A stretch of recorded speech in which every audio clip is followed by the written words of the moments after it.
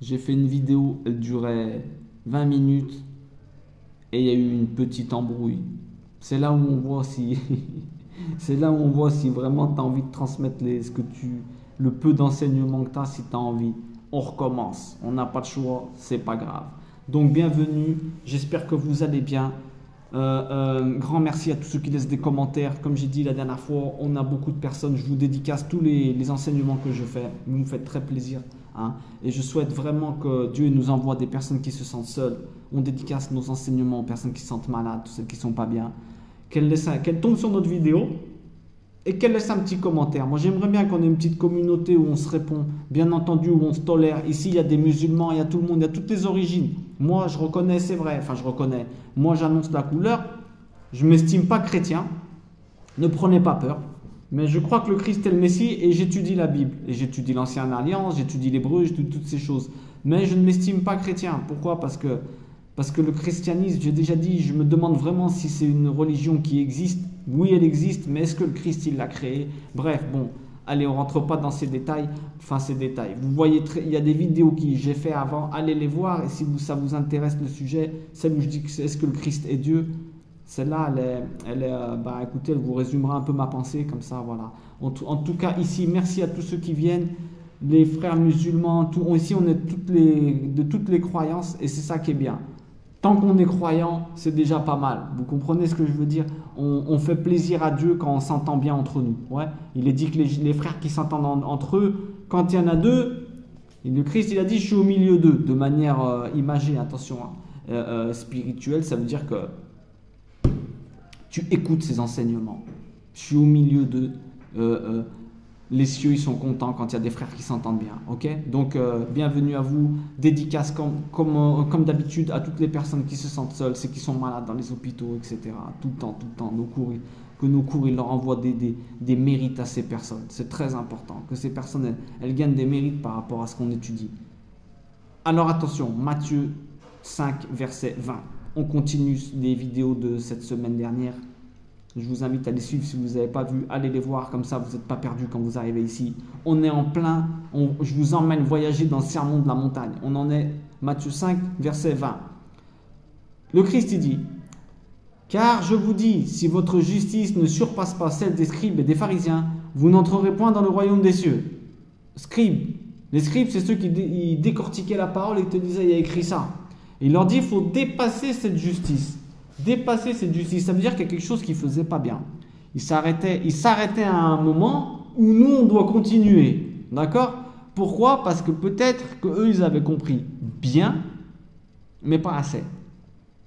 Et c'est là où tu remarques que le Christ, en vérité, il est venu pour parfaire l'enseignement des scribes et des pharisiens. Pour te dire réellement qu'est-ce que c'est. Parce qu'ils devaient croire bien. Hein. Leur justice, il dit que votre justice surpasse. S'il dit justice, ça veut dire que les scribes et les pharisiens, ils ont de la justice en eux. Il n'est pas en train de dire que, soyez des justes, ne soyez pas comme eux. Il dit, eux, ils ont un niveau de justice. Il ne faut pas tailler des costards aux scribes et aux pharisiens dans les écrits. Hein. J'ai déjà dit, hein, parce que ça se peut qu'eux, ils venaient se renseigner réellement. Qu'est-ce qui se passe? Comment tu interprètes ça? On n'est pas sûr qu'ils venaient faire des bagarres avec lui. Hein. On n'est pas sûr. Les interprétations et les traductions, des fois, elles te font douter. Hein. Moi, je pense vraiment, écoute, je vous dis un truc. Les Écritures nous demandent d'être des gens qui jugent en bien, toujours. Quand on ne sait pas, il faut juger en bien. Donc moi, je n'ai aucun mal à juger en bien. Tu seras jugé en fonction de comment tu juges. Moi, j'essaie de juger tout le monde en bien. Je ne connais pas, peut-être qu'ils venaient se renseigner. Comme ça, quand je vais monter en haut, ils diront, je suis un mec qui juge, hein, j'ai beaucoup de travail à faire. Mais au moins, eux, là, je ne les aurais pas jugés. Une condamnation en moins. Ouais, regardez, Philippe, quand à 120 ans, regardez, il ne les a pas jugés. Écoutez, au moins, eux, ils ne peuvent rien dire contre lui. Pas de jugement à ce niveau-là. Faites attention. Il se peut que vous ayez des comptes sur tous les jugements que vous faites, même les petits anodins que vous croyez à droite à gauche. Et en vérité, un jour, quand vous allez monter, la liste, la facture, elle risque d'être longue. Hein. La liste, elle risque d'être longue. Alors, on continue. Je vous lis. Il y a quelque chose qui ne va pas là. Il faut qu'on surpasse la loi des pharisiens et des scribes. Vous avez entendu qu'il a été dit aux anciens, tu ne tueras point. Celui qui tuera est passible de jugement. Ouh, cette phrase, c'est du lourd. Pourquoi? Parce que c'est une des phrases la moins bien comprises de la Bible encore. Tu ne tueras point. Intéressant. Tu ne tueras point. Alors, tu n'as pas le droit de tuer. Quelqu'un, il vient, il a un couteau, une hache de guerre, il veut tuer ta femme. J'ai pas le droit de le tuer. Alors, je fais quoi? Je le regarde. Si je ne m'appelle pas Jackie Chan, est-ce que je peux l'immobiliser? Alors maintenant, on va plus loin. Si tu as un fusil, tu fais quoi? Vous savez, il est où le problème? C'est que dans les 10 paroles, les 10 commandements, mal traduits, hein, traduction, ils ont fait ce qu'ils ont pu, mais cette traduction, elle prête à confusion. Ce n'est pas les 10 commandements, c'est les 10 paroles. Azeret Adiberot. Pourquoi? Parce que c'est des paroles, c'est des conseils. Dieu, il te dit, j'ai fait un monde avec des règles. Si tu ne suis pas ces règles, tu vas à ramasse. Pourquoi? Parce que j'ai établi ces règles. Tu sautes par la fenêtre, je suis désolé, il y a des règles de la physique qui font que tu t'écrases par terre. On est d'accord? Eh bien, je vais te dire une chose. Tu sautes par la fenêtre mentalement dans ta tête, c'est-à-dire en faisant du mal à quelqu'un, eh bien, ma parole d'honneur, tu vas t'écraser un jour ou l'autre. Tu fais du mal autour de toi, Dieu, il a fait ses règles. Ne tue pas, ne fais pas ça. Mais maintenant, on revient, et ouais, c'est pas des commandements, c'est des conseils. 10 conseils, 10 paroles. Je te le prouve tout de suite. Va lire le premier commandement. Le premier commandement, il nous dit: je suis le Dieu, Seigneur ton Dieu, qui t'a fait sortir du pays d'Égypte. Terminé. Le deuxième, c'est celui qui parle des idoles et tout ça là. Très très polémique celui-là. J'espère qu'on fera une vidéo dessus pour au niveau des idoles, les statues et les choses comme ça qu'on voit parfois et qu'on se dit vraiment que là on s'est planté mais complet. Bref. Alors attention. Je veux pas trop tailler non plus, hein, parce que quand je dis on s'est planté, quand on a fait des statues, tout ça, les gens ils ont une bonne intention comme d'habitude, mais on s'est planté à quel niveau? C'est que le Christ, justement, il est venu pour ça. Arrêtez d'avoir des intermédiaires, plus besoin de tout ça. Vous avez une relation directe avec Dieu, filiale. Tu n'as pas besoin de passer pour quelqu'un pour t'entretenir avec Dieu, pour demander pardon, pas besoin. Le voile, il s'est fendu en deux dans le temple quand Christ il s'est fait crucifier, ça veut tout dire. C'était le voile qui donnait là où il y avait l'arche de l'alliance. Celui où personne ne devait aller parce qu'il y avait la présence divine. Si le voile il se fend en deux, qu'est-ce que ça signifie? Ben, ça signifie que Dieu il est partout maintenant. Il n'est plus dans ce temple, il n'est plus dans cet endroit. Ouais. Bon bref, ça, si Dieu le veut, on le verra en détail. Ça c'est intéressant, ça. Ce texte il est intéressant. Alors j'étais en train de parler de quoi là? Ouais, les 10 paroles, les 10 conseils. Fais attention mon ami, j'ai fait un monde avec des règles. Tu vas pas mettre les pieds sur la table. Je vais te remettre à ta place sans te remettre à ta place parce que moi j'ai fait des règles. C'est en vérité, c'est que des conséquences. Quand on ramasse, quand on se tord, on n'a que les conséquences de notre torsion entre guillemets. Bref, je rentre pas là-dedans. Bon, on pourra revenir aussi dessus, c'est intéressant. Mais tu ne tueras pas, la traduction elle va pas. Pourquoi? Parce que c'est le 6e commandement, on est d'accord? Tu ne tueras pas.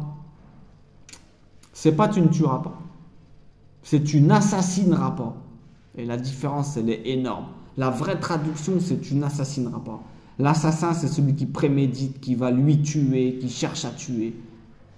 Mais quand tu tues, des fois, c'est de la légitime défense. Je suis complètement désolé d'avoir à vous dire ça. Si tu ne te défends pas, quand quelqu'un met en danger ta vie ou la vie de quelqu'un autour de toi, si tu n'interviens pas, si tu as la possibilité de le neutraliser avec une balle, eh ben, il va te tuer. Tu dois le tuer. Je suis désolé, c'est ce qu'on te demande. Ce n'est pas assassiner, tuer. Hein. Tuer, c'est en réponse. Attention, quelqu'un rentre, il veut tuer mon fils. Bim, je suis obligé de défendre le pauvre, la veuve, l'orphelin, l'innocent. Je suis obligé. J'ai déjà dit, on ne se met pas en danger. Je l'ai dit dans la vidéo d'hier, je crois. Ça. Ne te mets pas en danger, mais ne reste pas à rien faire. Le croyant, l'enfant de Dieu ne peut pas tendre la joue droite, très mal compris, je l'explique dans la vidéo d'hier. Attention, une victime ne sera jamais écoutée, d'accord? Et d'ailleurs, toi, tu dois intervenir. Si Dieu t'a mis dans cette situation, c'est que tu dois intervenir. Ne serait-ce qu'en appelant la police et en dénonçant. Mais, attention, quand on dit tu ne tueras pas, c'est tu n'assassineras pas. En légitime défense, si tu tues quelqu'un, tu ne tueras pas. Ah ouais, tu fais quoi? Tu te laisses tuer alors? Ah, tu ne tueras pas, je me laisse tuer, ben, y en a un qui meurt. Quoi qu'il arrive, t'as péché, non? Si c'est ça ta réaction. Ouais, non, j'ai pas le droit de tuer, laisse-le qui me tue. Suicide. Suicide. Dieu t'a fait que t'aies un fusil de chasse sur toi, c'est pour le neutraliser. Il faut penser aux autres. Si tu le laisses en vie, il te tue, qui te dit qu'il n'en tuera pas plus. Et là, tu auras des comptes à rendre sur ces meurtres. Pourquoi? Parce que tu aurais pu l'arrêter. Bref, mais c'est une situation extrême, hein, Dieu nous en préserve. Mais l'important, c'est qu'on sache que les croyants, c'est pas des victimes. D'accord? Ceux qui se disent chrétiens, ils disent ouais, moi je mets la joue droite, tout ça. Faites attention, les amis. Chrétiens, il faut garder le i dedans. C'est pas ce que le Christ il vous demande. Hein. Le Christ il vous demande pas d'être une victime, parce qu'une victime, on l'écoute pas. Il te demande de répondre sagesse, tout ça et tout. Mais dans les cas extrêmes, Dieu nous en préserve. On ne peut pas condamner quelqu'un qui a tué, par exemple, un père qui allait tuer la mère. Il va la jeter par le balcon. Si le fils il arrive, il met un coup de pied au père et c'est le père qui passe par le balcon au lieu de la mère qui allait passer par le balcon. Je suis désolé, on peut pas. Oui, il a fait ce qu'il a pu. Que Dieu nous en préserve. Mais bon, n'interprétons pas mal les Écritures. Alors il a dit, mais moi je vous dis que quiconque se met en colère contre son frère est passible de jugement. Alors là, le Christ, il augmente de niveau. Pourquoi? Parce que la colère, il est en train de te dire, c'est autant qu'un meurtre. Pourquoi c'est un meurtre? Déjà, elle te tutoie, la colère. Vous savez pas que la colère, il y a une hormone qui s'appelle le cortisol. Quand tu t'énerves, le stress, l'anxiété, elle te bousille le corps. Donc déjà, tu es en train de te tuer toi-même. Deuxième chose, c'est une émotion, la colère. Comment tu fais? La colère, c'est pas un péché. Tu vas la ressentir, c'est normal. Oh, la colère, je sens la colère. Waouh, je la sens. Alors, qu'est-ce qui se passe? Qu'on te demandera des comptes, c'est de ce que tu as fait de cette colère. Elle arrive à moi, elle frappe chez moi. Bonjour, je suis la colère. Qu'est-ce que tu fais avec moi? Déjà, première chose à faire, assis-toi sur le canapé. Je suis conscient que je suis en colère et je ne culpabilise pas. Mais la deuxième chose, reste assis sur le canapé. Tu ne te lèves pas. Tu restes assis. Je te contrôle. C'est ça qu'on te demande. C'est ça qu'on te demande. Contrôler ta colère. Sinon, tu commets des meurtres. Tu tailles des gens, tu les tues intérieurement. Bien pire que le tuer physiquement.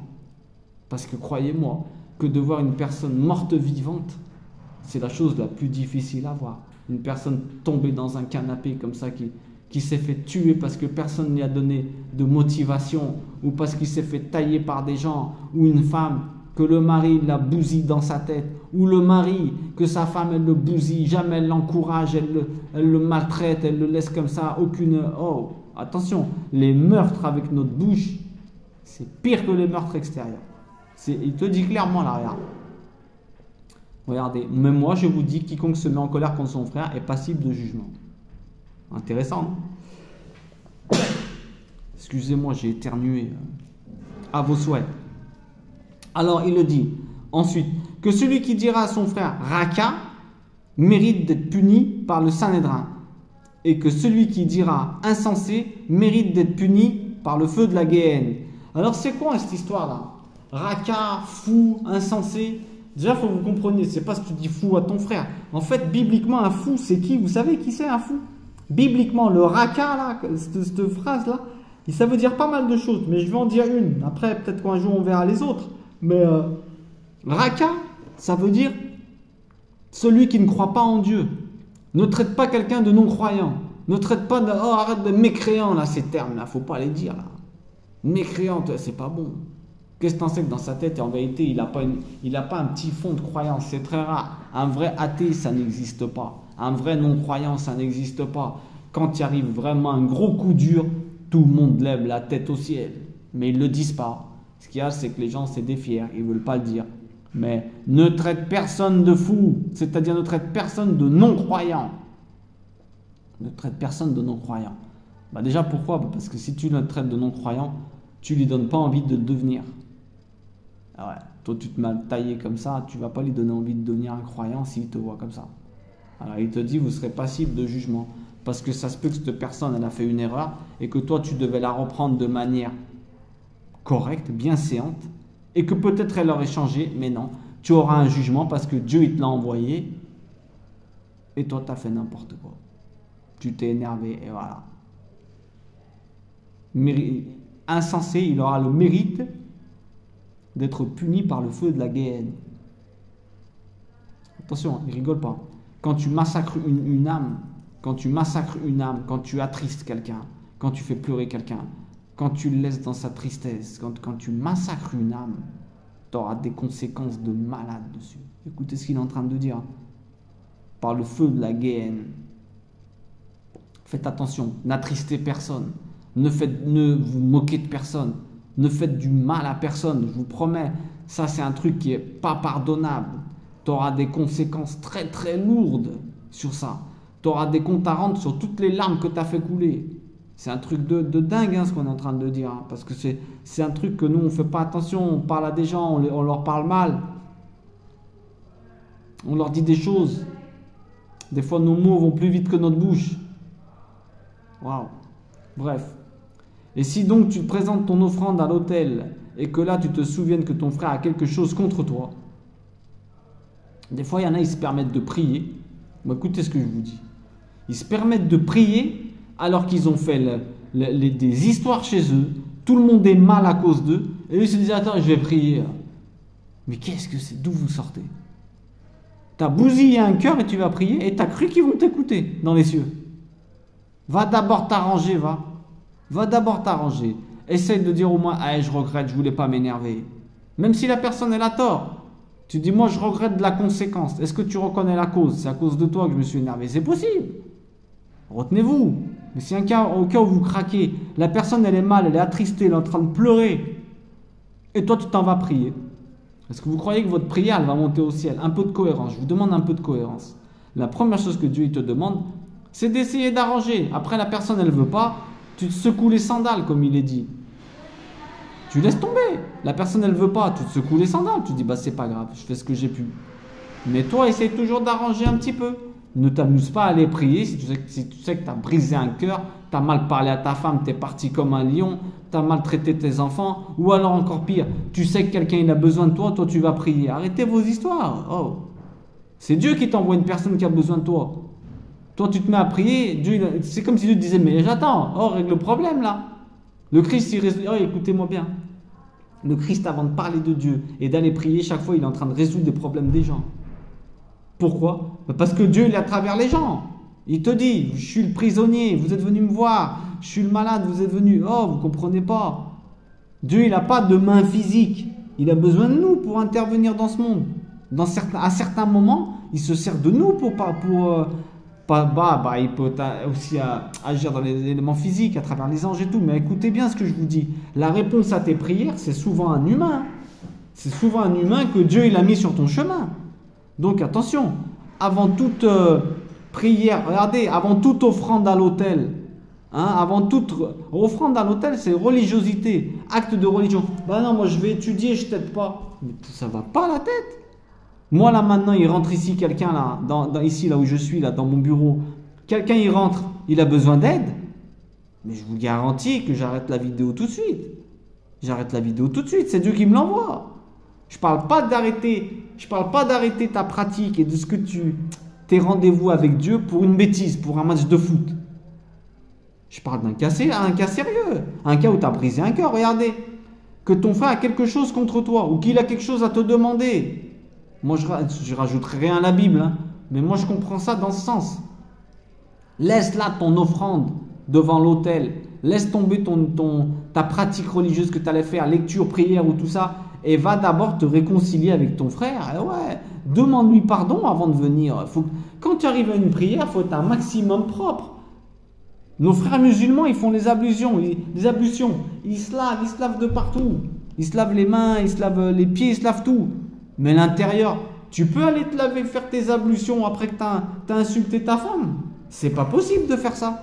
Ce n'est pas possible. T'es sale à l'intérieur, c'est de ça qui parle le Christ, c'est tout ça le sujet. Votre justice doit surpasser toutes ces histoires-là. Sois propre à l'intérieur. Va te réconcilier. T'as mal parlé à ta femme, t'as mal parlé à ton fils, tu sais quelque chose qui ne va pas. Envoie un petit message, ouais, je suis désolé, t'inquiète et tout. Mais de bon cœur. Hein. Fais pas ça pour aller prier après, parce que Dieu il voit tout de suite. Il se dit, mais qu'est-ce que c'est que ça? Dieu il veut la paix entre nous, vous comprenez ce qu'on est en train de dire? Il veut qu'on s'entende bien. Quand tu t'entends bien, quand tu te bagarres pour pas t'embrouiller, quand tu retiens ta langue, quand tu traites pas l'autre de fou, c'est tout ce texte-là. Ben là, tu es en train de pratiquer, mon ami. Là, tu es en train de faire ton offrande sur l'autel. Ton propre corps en offrande sur l'autel. Comment? Eh ben, en sacrifiant tes nerfs. Je me retiens, je m'énerve pas. Il dit là, tu tues quelqu'un quand tu t'énerves. Ce texte, il est incroyable. Quand tu t'énerves, tu tues quelqu'un. C'est ça ta vraie offrande sur l'autel. C'est tes propres nerfs. Voilà l'offrande que tu fais à Dieu. Je sacrifie mes nerfs, je me retiens. J'ai envie de claquer la personne, mais je me retiens. Voilà le sacrifice que je fais. Oh, alors là, t'es au niveau élevé. Voilà le sacrifice que Dieu il demande. Je veux la miséricorde, non les sacrifices. Vous la connaissez tous, cette phrase. Alors, laisse là ton offrande et va te réconcilier avec ton frère. Puis viens présenter ton offrande. Elle est belle, hein? Après, il te le dit clairement. Réconcilie-toi, règle tes problèmes et après, viens me voir. Est-ce que tu es propre à l'intérieur quand tu vas voir, quand tu viens à ton rendez-vous? Tu te mets à étudier, tu es sale. Tu te mets à étudier, tu es sale à l'intérieur.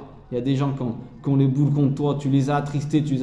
Moi, je vous dis, tu as énervé quelqu'un, déjà, c'est pas bon parce que tu l'as sorti de sa mission avec Dieu. Pourquoi? Parce qu'il est en train de passer du temps à se calmer et ce temps qu'il passe à se calmer, il ne l'utilise pas pour développer son potentiel ou pour faire sa mission que Dieu lui demande. Tu as humilié quelqu'un, toute cette force qu'il va gaspiller pour se reconstruire après ton humiliation, eh ben c'est du temps perdu à servir Dieu, à étudier, à devenir quelqu'un. Tu auras des comptes à rendre, la Gehenna, il te dit, le Gehenna, direct. Pourquoi? Parce que tu l'as sorti de sa mission. Ouh, ce texte, il est décoiffant, comme on dit. Si vous avez compris tout ça, le sermon de la montagne, en vérité, tu n'as rien besoin de plus après. Déjà, tu suis ça, tu es déjà bien parti. Accorde-toi promptement avec ton frère pendant que tu es en chemin avec lui. Pendant que tu es dans ce monde, il parle de ce monde dans le chemin. Pendant que tu es en chemin dans ce monde avec lui, accorde-toi, parce qu'après en haut, il va y avoir un jugement et les deux, vous allez ramasser. Ou alors toi, tu vas ramasser alors que tu crois que tu as raison, parce que tu as plus de connaissances que lui. Tu auras plus de comptes à rendre que quelqu'un qui étudie moins que toi. Comprenez ça, les amis. Ton jugement, à une personne qui s'intéresse aux écrits, qui se dit croyante, enfant de Dieu, elle a beaucoup plus de comptes à rendre en haut que quelqu'un qui n'étudie pas et tout ça. Pourquoi? Parce qu'elle a des informations que l'autre il n'a pas. Elle a des informations que l'autre il n'a pas. Tu vas pas me faire un procès à un gamin de 4 ans qui a pris le fusil à son père en rigolant, qui croyait que c'était le fusil des Power Rangers à la télé et qui a mis une balle à sa grand-mère. Tu lui fais un procès? Tu fais un procès au père. Pourquoi? Pas parce qu'il ne savait pas. Alors toi qui as toutes ces connaissances, méfie-toi mon ami, accorde-toi promptement avec ton adversaire pendant que tu es en chemin. Ah ouais, dans ce monde, réconcilie-toi. Peut-être ne lui demande pas pardon, mais tu dis je suis désolé, mais toi tu avais fait ça. Essaye en tout cas, avec de la bonne foi, en laissant ton orgueil de côté. Pourquoi? Parce que sinon, tu risques d'aller avoir à rendre des comptes. Et déjà tes prières, on t'a dit, elles ne fonctionnent pas. Tu es en embrouille avec quelqu'un, ouais, c'est ça que je voulais dire. Tu attristes quelqu'un est mal à cause de toi. Et tu as vu, tu te dis, ah, je sais pas, j'irai après. Je vais d'abord prier. Hein? Non. Je vais d'abord prier, tu as dit, d'abord tu t'accordes, après tu viens prier. Toutes tes prières, elles sont bloquées. Vas-y, tu verras, elles sont bloquées. Tant que tu t'es pas réconcilié ou que tu n'as pas essayé de te réconcilier. Après, si la personne, elle ne te pardonne pas, c'est elle et sa conscience. Parce que tout le monde doit pardonner. C'est clair et net. Mais toi, au moins, va faire ce que tu as à faire pour réparer. Et surtout que le couvercle entre toi, tes prières et le ciel, qui saute. Comment il saute? En demandant pardon, en essayant d'arranger ce que tu as fait. Après, la personne, elle ne veut pas. Tu te secoues les sandales, tu t'en laves les mains, tu te dis, moi j'ai essayé. Maintenant, je ne peux plus rien faire. C'est à elle de travailler sur sa conscience. Et là, tes prières, elles se redébloquent. Ok? Alors, on continue. Attendez, que je ne m'embrouille pas. C'était la page d'avant. Accorde-toi promptement avec ton adversaire pendant que tu es en chemin dans ce monde avec lui, de peur qu'il ne te livre au juge, que le juge ne te livre à l'officier de justice et que tu ne sois mis en prison. Je te le dis en vérité, tu ne sortiras pas de là que tu n'aies pas payé le dernier cadran. Bon, Louis II est traduit par cadran. Alors, il te dit clairement, tu vas être livré au juge, que le juge ne te livre à l'officier de justice et que tu ne sois mis en prison. Tu auras des conséquences incroyables si tu n'essaies pas de te réconcilier avec ton frère. Il ne faut pas partir de ce monde avec des embrouilles avec quelqu'un. Qui que ce soit, moi je te le dis maintenant, qui que ce soit que tu es en embrouille avec lui aujourd'hui là, essaye de renouer contact. Si tu as fait une boulette, demande-lui pardon. Si c'est lui qui t'a fait quelque chose de pas bien, pardonne-lui. Je te dis pas contacte-le. T'as vu? Si c'est lui qui t'a fait quelque chose de pas bien, au moins tu lui pardonnes. Tu vas me dire, ouais, mais c'est dur de pardonner. Ah ouais, moi je vais te dire, tu fais attention de ne pas avoir un jugement, et que tu ne sortiras pas de là-bas, de la prison, sans que tu n'aies payé un seul cadran. Tu as payé des conséquences de tout ce que tu as fait. Un seul cadran, un tout petit truc, une petite parole, un petit truc comme ça. Aïe, aïe, aïe, aïe. Si quelqu'un t'a fait une embrouille, pardonne-lui. Pardonne-lui, souhaite-lui le bien, prie pour lui, dis-lui Seigneur, moi je veux son bien en vérité. S'il a fait ça, c'est qu'il a manqué complètement de sensibilité, il ne savait pas qu'il me faisait mal à ce point-là. Bien souvent, les gens, ils ne savent pas qu'ils nous font mal à ce point-là, ils ne s'en rendent pas compte. On te dit, ouais, je me mets à ta place, je me mets à ta place, et alors il y a qui à la mienne? C'est très difficile de se mettre à la place de quelqu'un. C'est tout un art, c'est lire la parole tous les jours. C'est très très difficile de se mettre à la place de quelqu'un. Quand tu es en train de parler à quelqu'un, fais le jeu là, mets-toi à sa place. Tu te dis comment je réagirais si j'étais lui, avec sa culture, son éducation, sa connaissance, sa façon de parler. Parce que nous on dit je me mets à ta place, moi à ta place je ne ferais pas ça. Mais bien sûr que non, tu ne ferais pas ça, tu n'es pas à sa place, tu as une autre éducation, tu as d'autres blessures. Plus important dans ta vie c'est les blessures. Une personne tu la tailles, elle dit, tu la tailles, tu connais rien à la vie, toi tu es nul, tu n'es pas intelligent. Il va te regarder, il va rigoler, il va dire ah ouais je suis pas intelligent, ouais, il va rigoler, il va continuer sa life, il va continuer sa vie. Mais toi, si tu es un mec que depuis tout petit on t'a dit t'es nul, t'es pas intelligent, quand quelqu'un il va te dire t'es nul, t'es pas intelligent, bah, tu vas le tailler, tu vas t'embrouiller. Pourquoi? Parce que t'as une blessure là-dessus. Une personne qui n'a jamais été blessée n'a pas mal comme quelqu'un qui a déjà été blessé si on lui touche la blessure avec une main, avec ta main. Pour ça, il ne faut jamais juger personne. Parce que la vérité, le seul qui connaît vraiment ce qui est arrivé à une personne de A à Z, c'est même pas les parents, c'est Dieu. Est-ce que tu sais vraiment ce que ton fils il a pensé tous les jours? Non.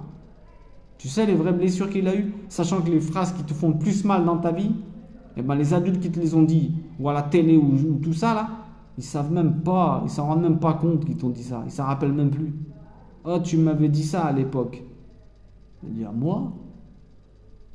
Ne jugez personne, réconciliez-vous. Une personne qui vous a fait du mal, pardonne-lui.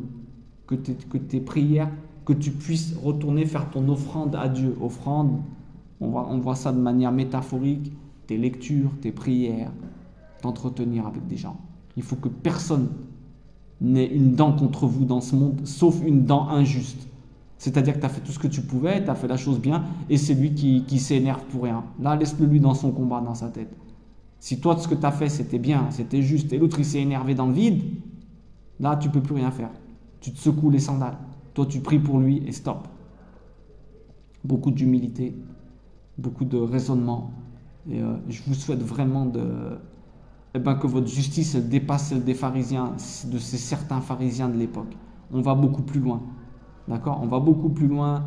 On ne tue pas les gens avec notre bouche. Ce n'était pas que tuer des gens. Là, le Christ, il leur dit, tu ne tueras pas, tu n'assassineras pas, tu ne tueras pas. Ce n'était pas qu'avec un couteau. C'était avec le couteau que tu as dans la langue. On est d'accord? La langue, c'est un organe producteur. Dieu, il est dit qu'il fait une alliance avec notre bouche et avec l'organe producteur de l'homme, une bride. Les deux, il faut qu'ils soient... Parce que c'est les deux organes qui peuvent produire de la vie. Avec une bouche, tu relèves quelqu'un. Tu encourages quelqu'un. La personne, elle serait capable de... Des fois, des personnes elles ont juste besoin d'un petit coup de pouce, un petit encouragement. Sois-le. Parce que ces personnes, après, toute leur vie, elles se rappelleront de toi. Et tu auras des mérites par rapport à la vie qu'elles ont menée. Pourquoi? Parce que il ne faut pas faire ça pour les mérites, mais comprends-moi. Quand tu as l'occasion de relever quelqu'un, lui redonner la vie, tu n'es pas un enfant de Dieu et tu n'es pas un croyant si tu ne le fais pas. Avec ta bouche, que du bien. Il faut dire que du bien. Élever les frères, les reprendre, seul à seul en premier. Ça, si Dieu le veut, on va le voir. Extraordinaire. Et donc, voilà. Allez, je ne veux pas être trop long. Petite demi-heure, c'est déjà pas mal. Une heure de cours, c'était à l'époque à l'école. On fait une demi-heure, comme ça, on est tranquille. Et je vous souhaite une bonne fin de journée à tous. Que Dieu vous bénisse et il vous aide à ce que votre justice, elle surpasse celle des pharisiens qui ne surpassaient pas à l'époque. Pas tous, il y en a qui devaient être bien. Et que voilà, que vous vous sentez toujours bien. Pardonnez à votre frère en chemin, comme ça toutes vos offrandes à Dieu, toute votre pratique envers Dieu, tous vos contacts avec Dieu, eh ben, ils seront bénis. Ok? Quand on a demandé pardon une fois, allez, peut-être 2 maximum, mais après c'est fini. Après c'est fini. Il ne faut pas devenir l'esclave psychologique de la personne. Après c'est à la personne de combattre dans sa tête. Le Christ, on va voir si Dieu le veut plus tard, qu'il a dit, si la personne elle vient vers toi 7 fois, 77 fois, en demandant pardon de bon cœur, tu dois lui pardonner, ok? Donc si on ne vous pardonne pas, partez en courant, vous avez fait votre boulot, vos prières elles se débloquent. Si vous ne pardonnez pas, n'allez vraiment pas prier, parce que vous avez vu, si tu n'es pas réconcilié avec ton frère, s'il est attristé, tes prières, viens même pas. Viens même pas, la ligne elle est coupée. C'est comme si une coupure d'électricité, tu essaies de téléphoner. Bon, vous allez me dire, le téléphone il marche, mais vous m'avez compris. Ok?